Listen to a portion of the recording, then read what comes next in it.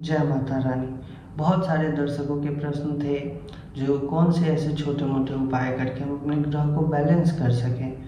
जो ग्रह हमारी अशुभता के साथ बैठे हैं और अशुभता के साथ परिणाम दे रहे हैं, वह ग्रह बहुत तीव्र गति से शुभता के साथ परिणाम देने लगे। तो आज इसी पे हमारी चर्चा होगी।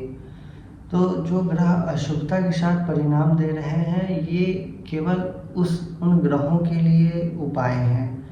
ये अप्लाई वहाँ ना करें जो ग्रह आपके साथ शुभ हो। अब जैसे हमारे जीवन में जो हमारा एक महत्वपूर्ण कार्य है वो है स्नान करना। अगर आप ब्रह्म मुहूर्त में उठ रहे हैं, स्नान कर रहे हैं तो बहुत बढ़िया।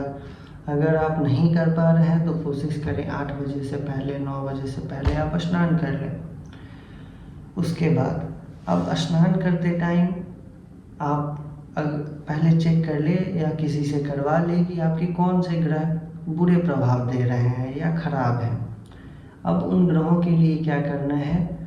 अगर सूर्य आपके खराब है तो जब आप स्नान करें तो जल में 1-2 बूंद शहद के मिला दें। वहाँ से आपके सूर्य ग्रह, और उस जल से नहा लें, वहाँ से आपके सूर्य ग्रह बहुत ही बैलेंस हो जाएंगे। वहाँ से जो सूर्य आपको अशुभता का परिणाम दे रहे थे वह कहीं ना कहीं शुभता की ओर चले जाएंगे। सेकेंड नंबर पे अगर हम देखते हैं चंद्रमा के लिए, तो दूध की कुछ बूंदें अगर हम मिला करके स्नान करते हैं तो वहाँ पे हमारे चंद्रमा बैलेंस हो जाते हैं।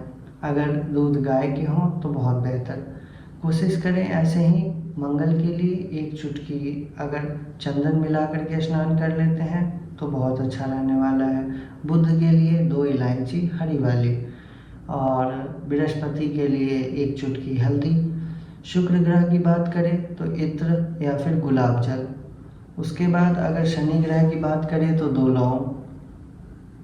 राहु ग्रह की बात करें तो कुछ तिल के दाने। अगर ये करके हम स्नान करते हैं तो हमारे ग्रह कहीं ना कहीं बैलेंस हो जाते हैं। अब यह चीज़ शुभ ग्रहों के साथ नहीं किया जाता है। शुभ ग्रह के साथ इसलिए नहीं किया जाता क्योंकि जब हम ग्रहों की बात करते हैं, शुभता अशुभता की बात करते हैं, तो जो अशुभ प्लैनेट होते हैं वो इन चीज़ों का कारकत्व लिए होते हैं, और ये चीज़ें के साथ जब आप स्नान करते हैं तो वो चीज़ें कहीं ना कहीं जल के द्वारा, जल के माध्यम से बह करके पानी में चले जाते हैं, गंदे जल में चले जाते हैं, नाली में चले जाते हैं। तो इसलिए वो आपकी अशुभता को कहीं ना कहीं खींच रहे हैं। पर जब शुभ ग्रहों के साथ हम ये काम करते हैं तो कहीं ना कहीं हमारी शुभता जो है वो भी खींची चली जाती है। इसके पीछे बस यही कारण है। यहीं पे कुछ लोगों का प्रश्न ये भी होगा कि अगर हम सारी चीज़ों को एक साथ मिला करके अगर स्नान कर ले तो क्या सारे ग्रह अच्छे हो जाएंगे, क्या सारी ग्रह की जो अशुभता है वो दूर हो जाएगी। तो ऐसा नहीं होने वाला है, क्योंकि जैसे चावल सिर्फ चंद्रमा के लिए होता है, दाल केवल बृहस्पति के लिए, वैसे ही जब हम दोनों को मिक्स कर देते हैं तो खिचड़ी बन जाती है, और वो खिचड़ी शनि ग्रह के लिए हो जाती है। बस इसी प्रकार जो ग्रह आपके बुरे हों उस दिन को ये उपाय करें, और चीज़ों को जो अशुभता की ओर है उसे शुभता की ओर ले जाएं। बहुत छोटे से उपाय हैं, बस आपको याद रखना है और इसको फॉलो करना है।